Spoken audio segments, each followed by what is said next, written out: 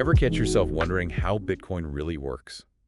Like, not just the buying and selling, but the actual tech behind it. Yeah, it's more than just a new kind of money. Today, we're unearthing the revolutionary ideas in Satoshi Nakamoto's white paper, Bitcoin, a peer-to-peer electronic cash system. A document that sparked a revolution, really. Get ready for some aha moments as we decode the elegant solutions inside. It all starts by looking at the online payment systems back in 2008. Right. Back then, moving money online meant relying on a middleman. Banks, payment processors, Yeah. all those intermediaries. And as Nakamoto pointed out, that came with a whole bunch of issues. Fees, potential censorship, having to trust these institutions with your money. Trusting a third party with your money. Not always ideal, right? Right? So Nakamoto proposed something totally different, a system that's purely peer-to-peer. Cash, but digital. Exactly, a bold move back then. And to make sure it worked, they turned to digital signatures. Imagine signing a check, but digitally. So like a digital fingerprint that proves it's you authorizing the transaction. Precisely. But with digital signatures, there's a new problem you need to prevent someone from copying that signature and spending the same amount twice. Ah, that makes sense. So how do you stop someone from making infinite copies of their digital cash? Traditional systems use a central authority to track everything. But doesn't that defeat the purpose of a decentralized system? Exactly. Nakamoto's solution is brilliant, a timestamp server, but decentralized. Okay, now we're getting to the good part. We'll unpack this whole timestamp server thing. This is the foundation of the blockchain. So last time we were talking about this idea of a decentralized timestamp server.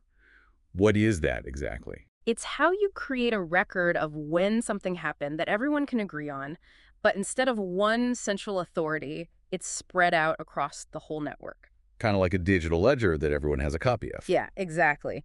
Each page in that ledger is what we call a block. Each block gets a timestamp. I'm starting to see where this is going. And this is important. Each block is linked to the block that came before it. So it forms a chain. That's the blockchain. A chronological chain of blocks, each one verifying the transactions before it. I'm seeing how that makes it hard to tamper with. Exactly. But there's another piece to this. Right, because couldn't someone just create a bunch of fake transactions and add those to the blockchain? That's where proof of work comes in. It's how Nakamoto secured the network by adding this computational puzzle to each block. So you can't just add any block to the chain. You have to solve this puzzle first. Yeah. And they designed these puzzles to be super difficult and time-consuming to solve.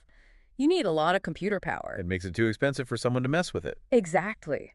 To take control, someone would need to control more than half of the entire network's computing power. That doesn't seem easy. So who is dedicating all that processing power? Ah, those are the miners, the backbone of Bitcoin. They're always listening for e-transactions, gathering them up, and trying to solve the puzzle for their block.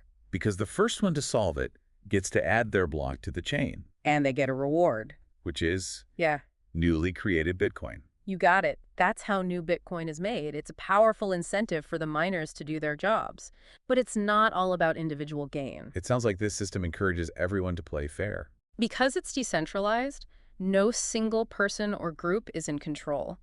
The miners are incentivized to play by the rules because their rewards are tied to the network being honest. So everyone's looking out for themselves, but it helps the whole system. And there's something else we have to talk about. Privacy?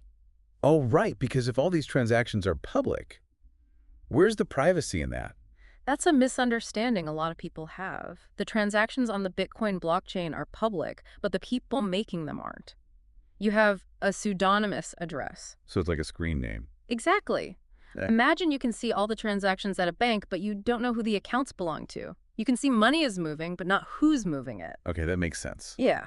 But if no one knows who these addresses belong to, what's stopping someone from creating a new address for every single transaction? Good question. You can create a new address for each transaction, which is actually recommended, but it's not perfect. There are ways to analyze the blockchain and potentially link addresses together. So it's not totally anonymous, but it's more private than traditional banking. It's more about being unlinkable. And that's really important because it allows for more financial privacy, and there's still so much more to this. Wow, Nakamoto thought of everything. So to sum up, we've got this system of distributed trust, where the incentive is to be honest, and it's built with privacy in mind. And we're just getting started. When we come back, we'll talk about some of the potential problems with the system, how it's changed, and what it all means for the future. So we've seen how Bitcoin works, but no system is perfect, right? hmm Did Nakamoto address any potential problems? Oh, absolutely. Nakamoto knew that a decentralized system like Bitcoin would have unique challenges. Like what? What were they most worried about? Well, we talked about double spending and how proof of work helps prevent that, but there's also the risk of someone trying to rewrite history, change the blockchain's record. Because if you could go back and change old transactions, that would break the whole system. Exactly. That's why it's so important to remember that Bitcoin security is probabilistic. It's not that the blockchain is impossible to tamper with. It's just really, really hard. It gets even harder as time goes on. Think of it like this: each block is like adding another layer of concrete to a foundation. Over time, it becomes nearly impossible to break through. Okay, that makes sense. But you said probabilistic, meaning there's still a chance. Someone could manipulate the blockchain. It's theoretically possible, but it would take a massive amount of computing power. And not only that, it probably wouldn't even be profitable. Because it would cost more to attack the network than they could possibly gain. Right. Remember how we were talking about incentives? Miners are motivated, to be honest, because it pays to keep the network safe. So they built a system where doing the right thing is also the most profitable thing. It all comes down to incentives. Yeah. And it shows the power of decentralization. You don't need a central authority if the system is designed well. That's incredible. This deep dive has been amazing. We've learned so much about Bitcoin, from how traditional finance falls short to these elegant solutions Nakamoto came up with. Blockchain, proof of work, decentralization, privacy. And this is still just scratching the surface. Really, there's more. Nakamoto imagined this going way beyond just a new currency. What if we could use these ideas, decentralization, transparency, in other parts of our lives? Now that's something to think about. What if we use this for voting? Or supply chains? Or even digital identities? The possibilities are huge. Bitcoin was the first, but it won't be the last. Nakamoto didn't just create a technology, they started a movement. A movement that could change how we think about trust, transparency, so much. And to our listeners, don't stop here. Learn more, explore the world of crypto, and never stop asking those what-if questions. Because this is just the beginning. The story of Bitcoin and the potential for a decentralized world is far from over. Absolutely. Thanks for joining us for this deep dive into Bitcoin. Until next time, stay curious.